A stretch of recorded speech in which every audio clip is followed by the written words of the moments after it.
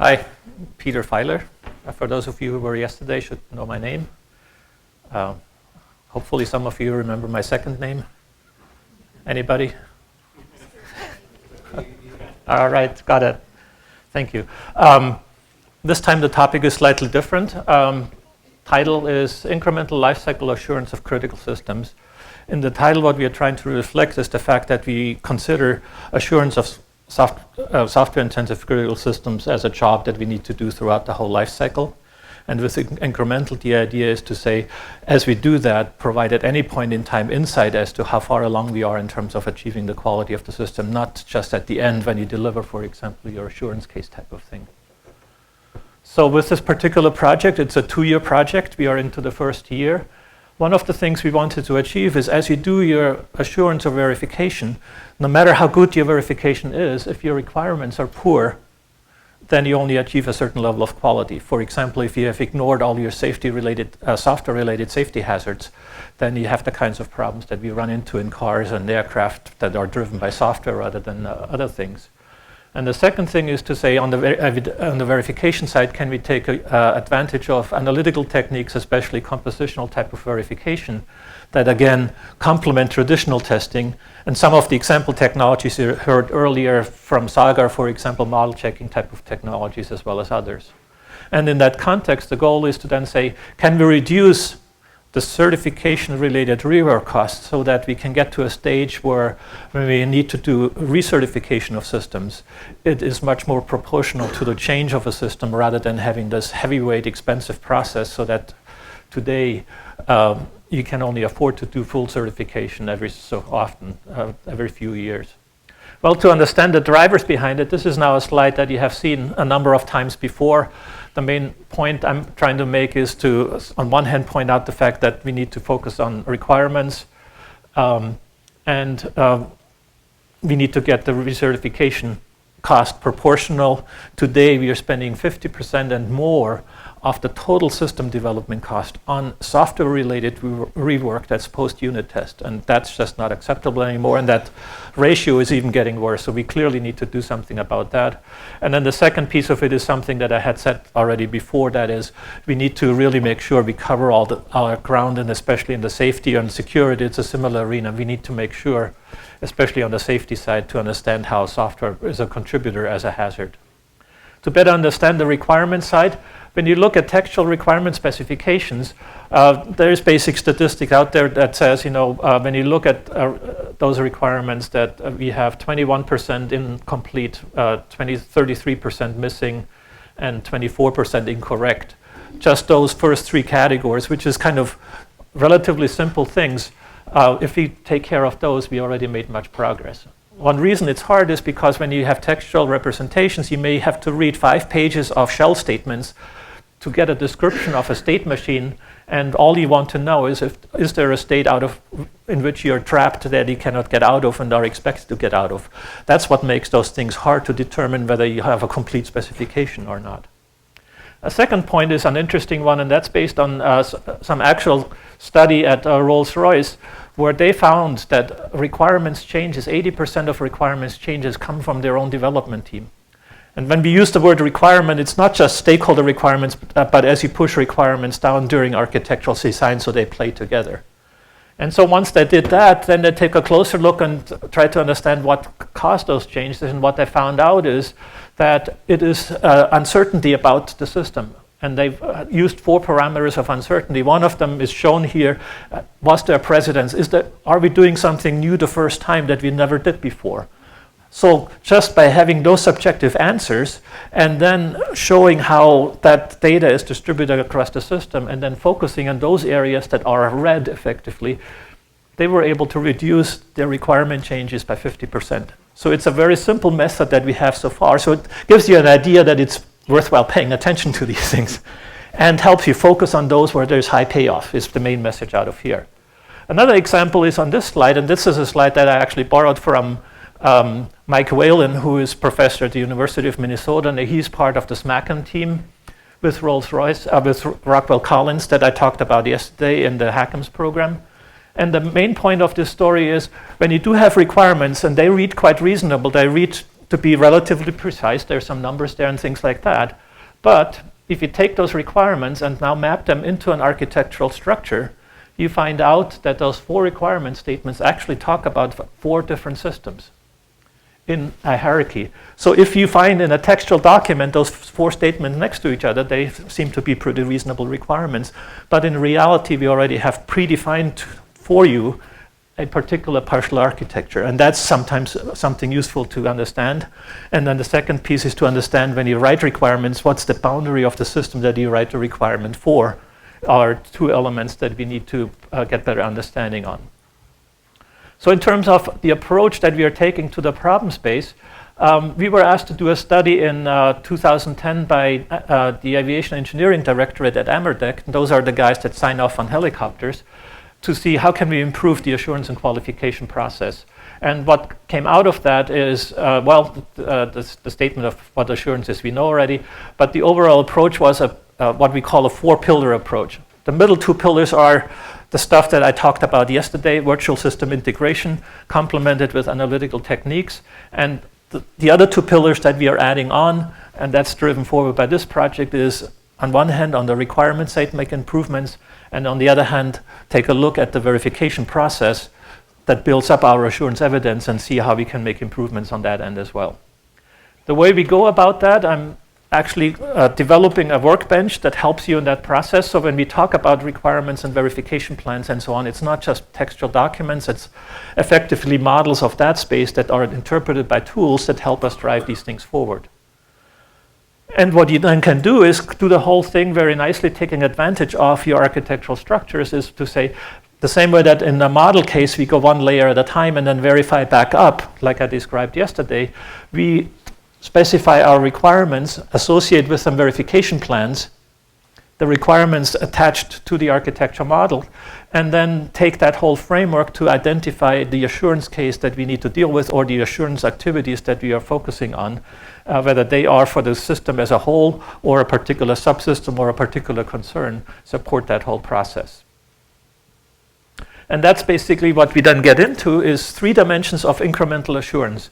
The first dimension is the one that I talked about yesterday, where again we take advantage of our architectural structure, develop architectural models 1 layer at a time, and as we go 1 layer down, immediately go verify back up to the upper layer to do our verification. And that we have shown already in various projects, including the SAVI initiative, that through early discovery we can reduce the rework cost already considerably. We added 2 more dimensions of incrementality. The second one is to say, take advantage of what we just heard before. If you know what areas of uncertainty you have, let's focus on those first and sort them out. Or if you're in a safety critical system, they typically assign design assurance levels and say, let's focus on level A and B first, and then usually our money runs out so we don't worry about the other ones, type of thing.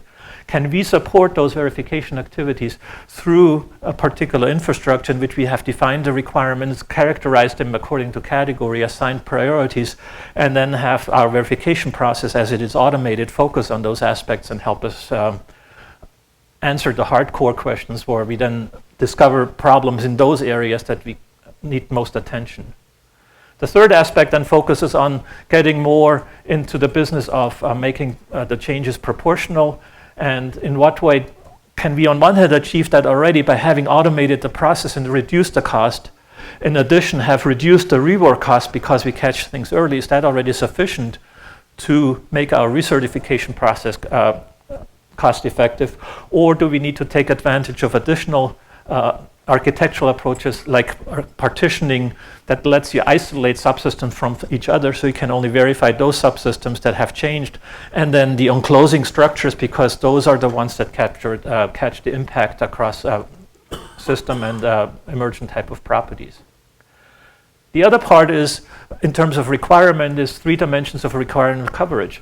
One part of it is to say, given a system specification, what are all the interaction points to the external world? Its inputs and outputs, what are the behaviors, the state, what resources does it make use of, and under what kind of supervisory control is it? Do we have requirements along all those elements? The second part of it is, as we associate quality attributes, we can utilize our utility tree taxonomy to help you make sure, have we covered various kinds of non-functional concerns. And then the third dimension takes advantage of fault taxonomy work that, again, you heard some of it yesterday, where we then say, have you considered not just the thing works or doesn't work, but in a much finer grain, especially in time-sensitive type of systems, in what way are you affected by timing variability, by rates, by replication type of issues, where you cannot distinguish between physical and logical redundancy and those kinds of issues. Given this kind of coverage, as we move forward with the project, we are actually not just doing it in isolation as a research project, but we have, on one hand, already active projects in DARPA, like the HACMs, where some of these things are being used. And on the other hand, we have 3 projects in which we do this pilot. One is the JMR, something I mentioned yesterday already, where we are in early project development. The focus is around quality of requirement and the ability to get insight into the system. A system architecture virtual integration, that's the one where we do this multi-layer aircraft type of thing. We can talk about compositional verification issues. And then an engine control case study where it gets into combining behavioral verification with time-sensitive type of issues that we used. The other part of it is the work that we are doing. There's active work in the community, both from a research perspective, but also from a standards perspective. So we have a chance of actually influencing those efforts as we gain insight on sorting out some of these notations. Because as we started the project and looked at notations, what we find has been previous work in formalizing requirements. But some of that, in the notation, you have both architecture and requirement information. In other cases, you have requirement and assurance information. In third cases, you have combined hazard information with requirements. And concepts were kind of mixed up in various notations, so we tried to tease them apart and then have a much cleaner separation of concerns. And then lastly, because of the interest in assurance from this regulatory and certification type of agencies, we have had interesting interactions. And one particular one I wanted to highlight is Underwriters Laboratory is actually writing a guidance document that then draws on some of the pieces of work that we have been building up already.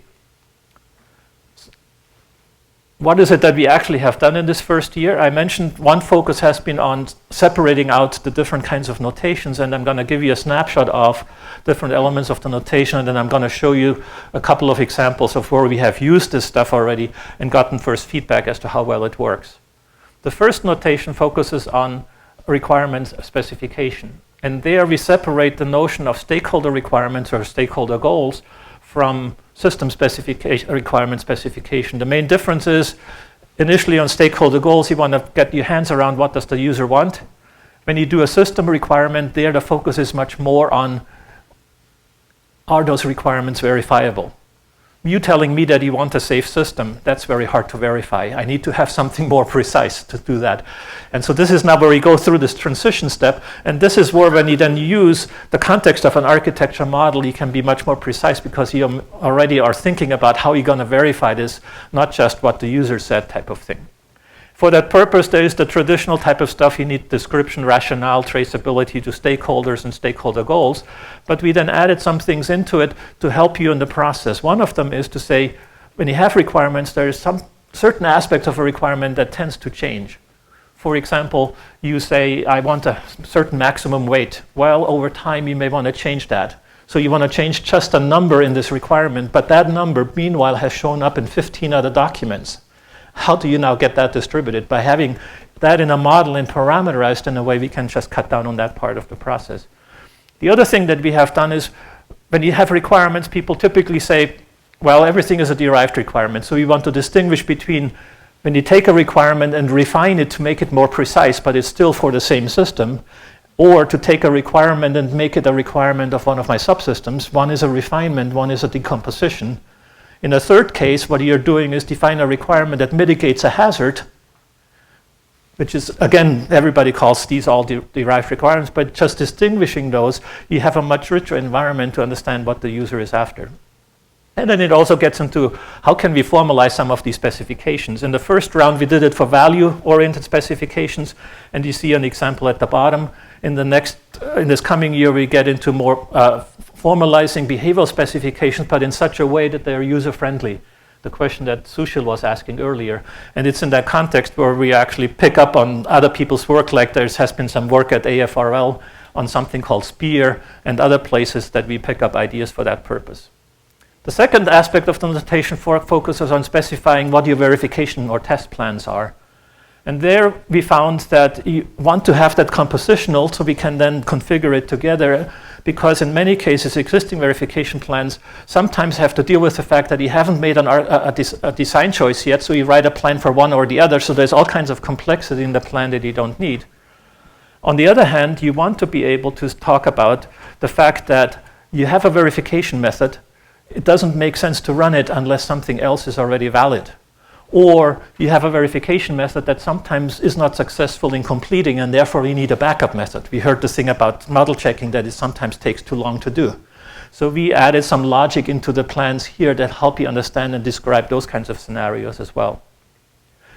And then you define your configuration under the notion of assurance plan. You configure what are you responsible for verifying? Are you only responsible for verifying the total system as it's integrated from subsystems, and they have been pre-verified or certified, or are you also responsible for doing that? And then the other aspect of it is, if you at this point are focused on certain issues, high priority issues like the interplay between safety and security, you now can define yourself a filtered view on this total verification space so that the environment can help you and support that whole process, focusing on those aspects of the system you're interested in. Given we have all those plans in place, we now give them a particular system instance where you have your AEDL models and your design artifacts and your code and everything. You now go and want to verify that system. One of the things we ran into is the situation that we actually deal with a multivalued logic. In traditional assurance case, all you're interested in is in the end product. Everything is green. And so all you look at is it pass or fail, true or false.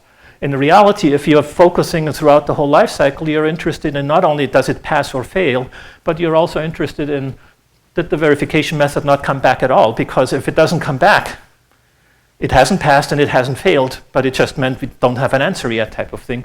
So what we have done in this context is basically introduce this notion of multivalued logic to help you with that space.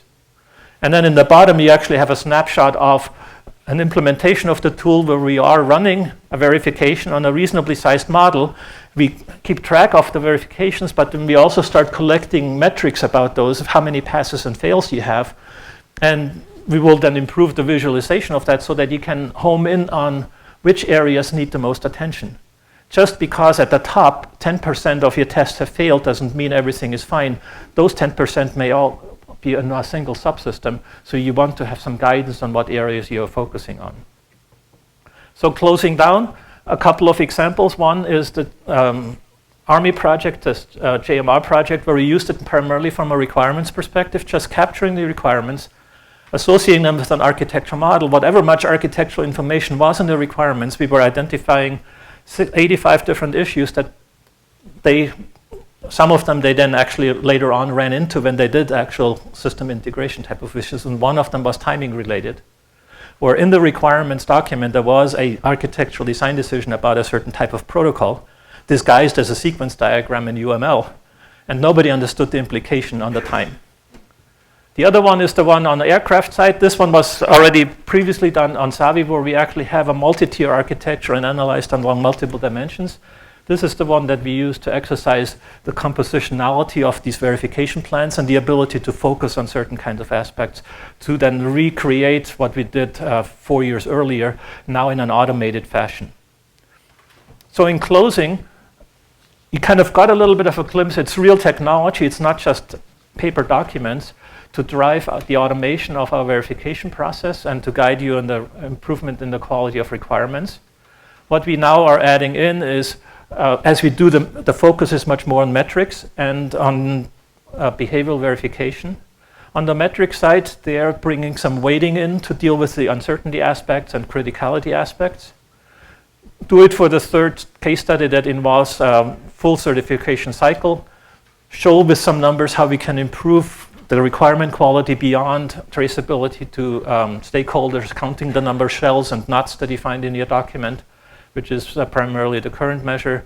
And then also do it for the cost reduction both for safety analysis, for the reduction of rework as a result of early discovery, and then make the case in what way have we reached the ability to do proportional recertification without getting fancy by just having automated the process and having early discovery to achieve recertification in a much more affordable way. And so that's kind of a whirlwind snapshot of what this project is about.